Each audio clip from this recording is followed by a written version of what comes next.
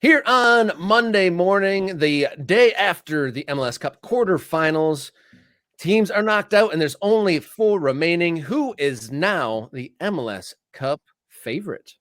This team right here, this team, the LA Galaxy, they are the MLS Cup favorite. Whether they had beaten Minnesota 6-2 or not, they would be the MLS Cup favorite. They have so much going for them now. They control their destiny in terms of hosting the final. If they beat Seattle in the final in the West, we get to have an MLS Cup at what is now Dignity Health Sports Park. Did I get that right? I think Dignity so. Health Sports Park. Used to be the Home Depot Center, used to be the StubHub Center. Now it's Dignity Health Sports Park. And we haven't played an MLS Cup final there. I want to say it's been, 2014? 2014, mention that? 2012, something like that. So it's been a long time. I remember going out to LA for MLS Cup finals during the Beckham era, during the Donovan era, during the Robbie Keane era, during the Bruce Arena era. And the world has changed a lot. Major League Soccer has changed a lot since that. A lot. And yet it feels right. I mean, if you're not a Galaxy fan, if you hate the Galaxy, plug your ears, earmuffs, do whatever you need to do to avoid this conversation. But I maintain that MLS is better when the Galaxy are good. And it's nice to have another LA team making waves in LAFC. We've got expansion teams. We've got big clubs, stepping up. Inter Miami's thing, whatever that's their thing that they're doing down there in South Florida, obviously with the greatest player on the planet, is certainly fascinating and attention worthy. But man, MLS is better when the Galaxy are good. And I like the way they're doing this. Right? Yeah, they've definitely been the entertainers of the tournament so far. 15 goals in 3 games. That's what I'm telling you. It's the old school Galaxy show. Like they're putting on the show. It fits in the vibe. You remember the Lake Show with the LA basketball teams of the 80s. This team has that same sort of vibe. When Ricky Puig has the ball at his feet and space in front of him, it is must-watch soccer. And Gabriel Peck was excellent. Payne still frustrates me a little bit because I don't think he's clinical enough, but he got 2 goals in the win over Minnesota. Joveljic can score too, and he proved that. I mean, Ricky Puig is so, I don't know, dynamic in the way he plays. Now, again, I know Minnesota fans are a little upset about some of the quote-unquote diving, and then maybe they thought the refereeing was a little off. And obviously the red card made it impossible for Minnesota to imagine coming back in that game. But the Galaxy have done what they're supposed to do. Right? They haven't disappointed yet. And we've seen that. They went to Colorado and they just went ahead, put their foot on Colorado's neck and got that thing over with. It helped that Zach Steffen botched it, but they got that thing over with in 2 games. It meant the long layoff, but when they got back to it, they didn't make any excuses. They didn't, we're rusty. No, they scored in the first 3 minutes of that game. Now they gave up another goal. They gave up a goal, an equalizer pretty quickly afterwards, which maybe indicates some of their defensive frailties, but they went and scored 6. Like, who cares if we give up 3? We're going to score 6 and we're going to win the game. That's the kind of soccer we should all want to see. Seattle into this Western final is a nice redemption story for them on some level too, because they were the standard bearer in Major League Soccer for a long time. They slipped a bit as LAFC has risen, as we've watched some of these other clubs step up. But the Sounders are still a well-run organization. They still have a great coach in Brian Schmetzer. They still have talented players in guys like Morris and some of the youngsters, Obed Vargas and the like. So I'm excited for this, but the Galaxy are the favorites because if they can beat Seattle, and that's their challenge, whoever comes out of the East has to go to LA, and they will be up against it with this LA Galaxy team. You're saying the Galaxy are favorites. Who would you say is like maybe the surprising team that might sneak an upset? I mean, I think if you are neutral, this is my sense of it, that Galaxy Red Bulls is the best possible matchup for an MLS Cup final. To me, that feels like the biggest possible. I mean, if you live in the middle of the country, I know you're a Midwesterner, Rob, through and through. You're a Midwestern guy. If you live Midwestern in and from 2 different countries, yeah. Yeah, the Midwestern and Midlands. I don't know. No, you're probably, I don't know where you're. Yeah, it is the Midlands. You're right. You're Midwestern and Midlands. Oh my God, you're so mid. It's incredible. That's the nicest thing anyone's ever said to me. Wouldn't possibly be more mid, Rob. No, if you live in the middle of the country and you sort of resent the attention that LA and New York get, you might go, oh, I can't. Well, what are we doing here? No, of course we just had a World Series with this same vibe, it draws attention. Like these are the two biggest cities and the two biggest cultural forces on the planet, or in our world anyway. So when we have sports get to this place and you have the opportunity for it, and I do think you get the Cinderella story with the Red Bulls, you get the first year head coach, you get the wild story about Emil Forsberg and his family, which maybe we'll break down at some point. Are you not aware of this, Rob? I don't know this story. Emil Forsberg abandoned his family to move to New York to play some soccer, and moved to Jersey to play some soccer. Flat out did. It's Like all over social media.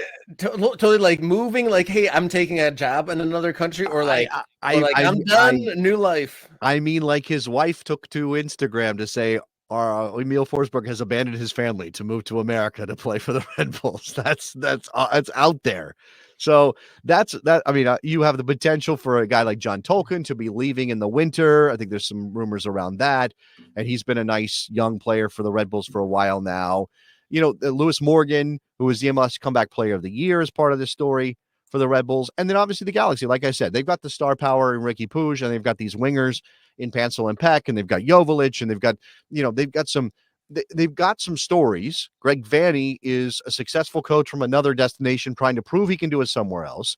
I think, by the way, if you are an LA Galaxy fan and you are not buying a Christmas gift, and I mean an actual gift, I don't mean sending him a card. I mean buying the man a gift. If you're not sending Will Kuntz a gift for what he's done for your team, something's wrong with you. Will Kuntz is the reason the LA Galaxy are where they are. Greg Vanney's a good coach. But if not for Will Kuntz figuring out how to put this team on the field together, get these pieces in, the Galaxy are not playing for a chance to host MLS Cup in the Western Conference Final. The New York Red Bulls goalkeeper, I'm having a hard time recalling his name, but Carlos Coronel. That's Carlos Coronel. Okay, because Coronel, because he's listed as Miguel, and I'm like, who's this Miguel guy? But Coronel has come through with some great saves in every single game in the postseason. Like he thwarted Columbus countless times, and then he had quite a few in this game against NYC FC. And what say his name again? Carlos Coronel. Coronel, yeah. A Brazilian keeper. He's been around. He's been in New York for a couple seasons now. I think this is his third year in New York. Paraguay. He plays for Paraguay. He was born in Brazil. My apologies to the entire Coronel family, wherever they are from. He has been an underrated goalkeeper in this league, I think. He's not as consistent as you might like for like an MLS Goalkeeper of the Year type candidate, but I think he has been very, very good in big moments for the Red Bulls, particularly this season. You're referencing it, right? What the Red Bulls are going to do, right? They're going to make it difficult for you to play them. They're going to press, maybe not quite as much under Sandro Schwartz as they did under previous managers, but they are going to take their opportunities. They're going to hit you hard when they get the ball, and they're going to rely on their goalkeeper to make some saves. And Coronel has been excellent. So we're shading towards Galaxy and the Red Bulls kind of being our, picks. Out of Orlando and Seattle, who's more likely to really spring an upset here?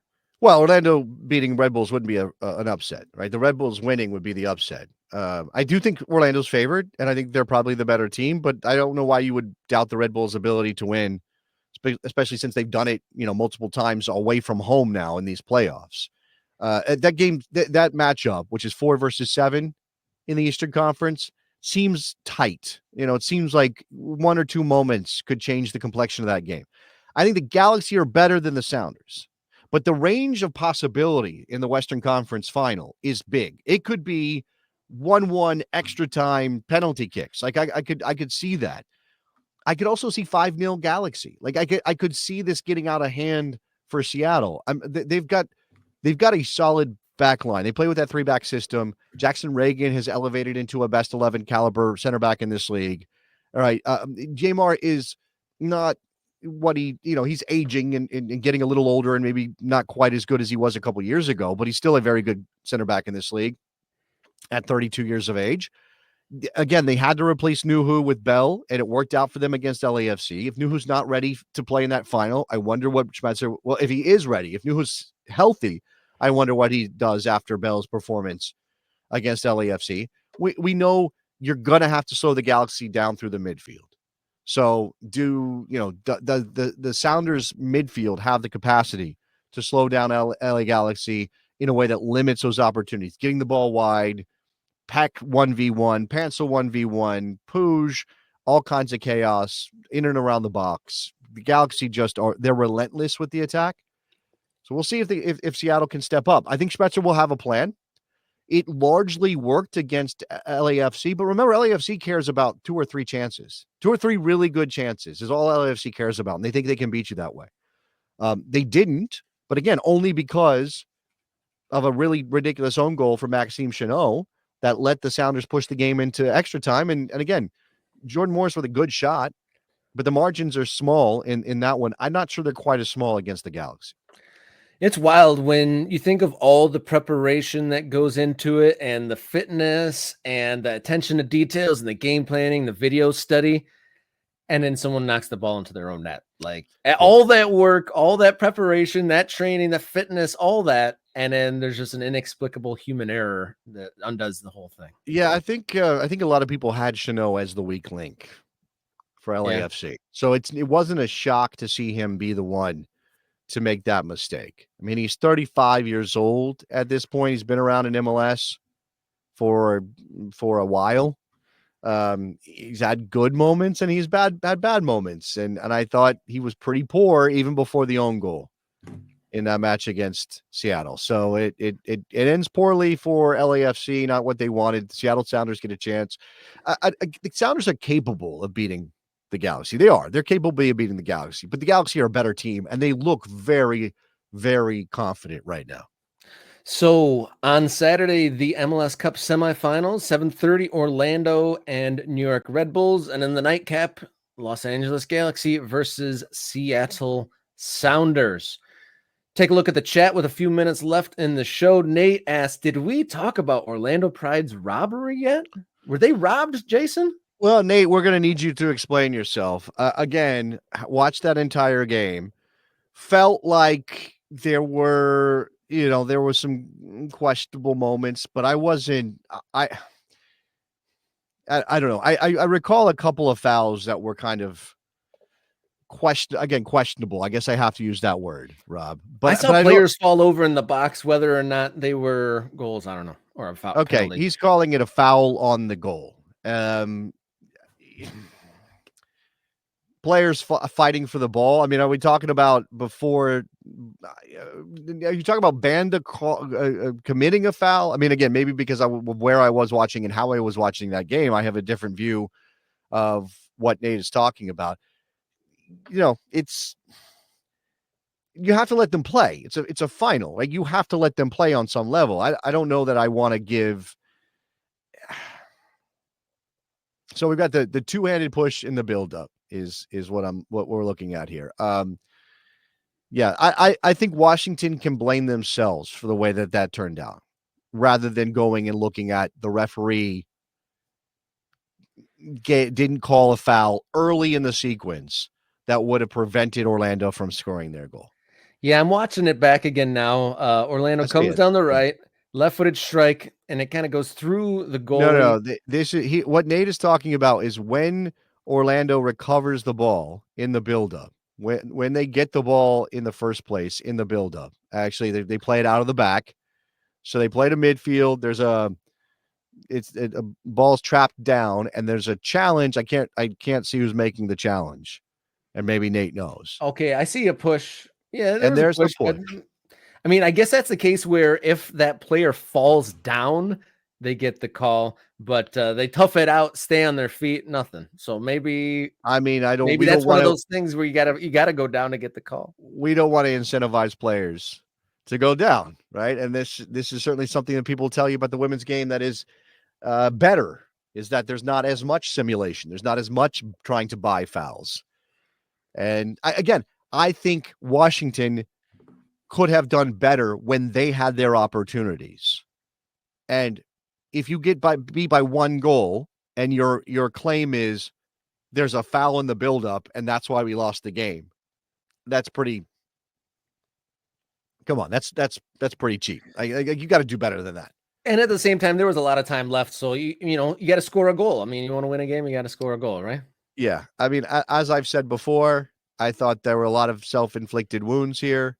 There was a shout for a penalty. Kouassi went down, and like I said, Kouassi was a problem for Washington all day. She was kind of a black hole when it came to the ball in terms of being able to actually make anything happen.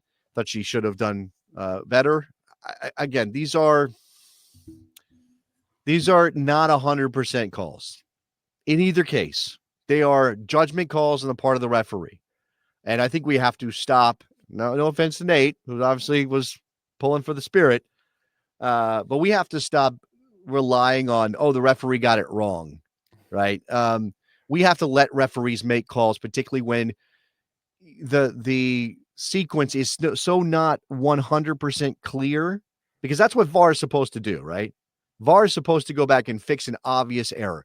In neither of these cases, based on what kind of responsibility you give the referee, what I call those obvious errors, clear and obvious errors.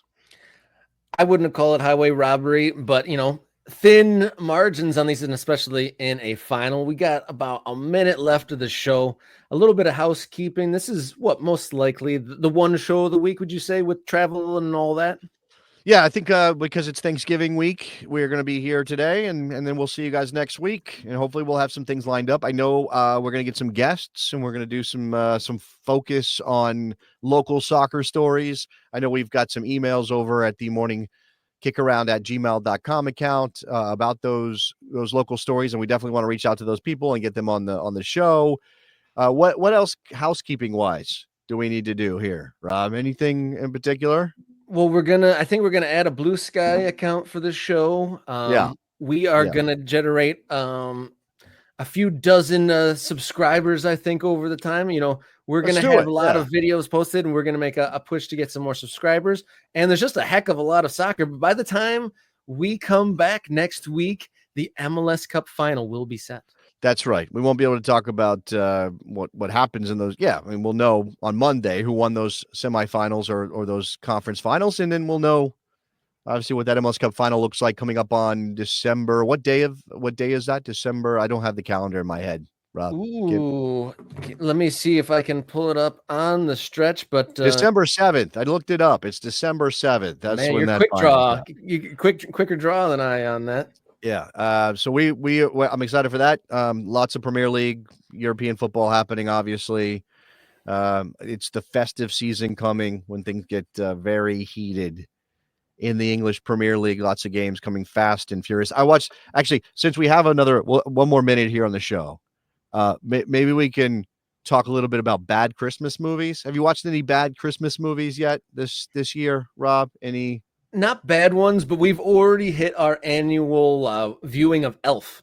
Already? We already did Wow. it. We dipped in You very got that one early. done early. My 16-year-old refuses to watch any of the good ones until it's actually December. So I was like, okay, well, I guess we'll pick out a few not so great ones. My wife and I sat down and like, okay, what are we going to watch? Can we watch some series, something intense, some drama? No, let's watch one of those rom-coms that pops up on Netflix, the Christmas ones. I think this might have been a Hallmark production, so you know what kind of vibe you're going with. It was Christmas in London with a football connection. In fact, Oh, the lead male character was a professional footballer for a club called Newborn, which obviously did. So, unfortunately for my wife, watching the show with her soccer-loving husband, she had to hear me go, "Oh, that's not a real club. Oh, that looks terrible. What is that? That's not." The guy's way too posh to be a footballer. He was like posh footballer. I'm like, there's not a lot of posh footballers. were they basing the character on Ward Prowse? Because apparently he's a posh guy. Maybe it was a Ward Prowse. Yeah, maybe it was that. There was a men. There was the you have to make the soccer versus football joke. The American girl. It's an American girl. Calls the game soccer. He's like, no, it's called football. And then they fall in love. They fall in love and they get together. And there's a little bit of soccer involved. I like the parodies. There's a lot of parodies on social media of people pretending to do the Hallmark holiday movie of like, oh, successful city girl. Welcome. What are you doing in our small town? I'm here from high school. I just cut wood for all my neighbors. Yeah. This one was a little bit of a twist. I will say it was a little bit of a twist. the lead female character, she was a special education teacher from Chicago visiting her little sister who worked at it wasn't the British Museum. It was like the Museum of Britain. It was like, you can't say the British Museum in this Hallmark movie. You have to change it, I guess. Maybe I missed, maybe there's an official name I don't understand. But anyway, she falls in love with the footballer who is nearing the end of his career. He's like 33 and he's like, my knee hurts. I don't know if I can play. Did But she then, have an anecdote of like, this reminds me of ancient Egypt when the pharaoh had a hurt knee no. See, before his fall?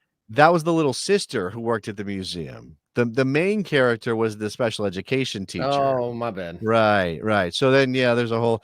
We did get a little bit of football action. He scores a goal at the end. Once they've gotten together, right, and now they're a thing, and she's in love with him, and she's, I don't know, staying in London or whatever. He scores the goal to put Newborn into the Champions League. Been his dream since he was a little boy. So yeah. Anyway, go watch this bad.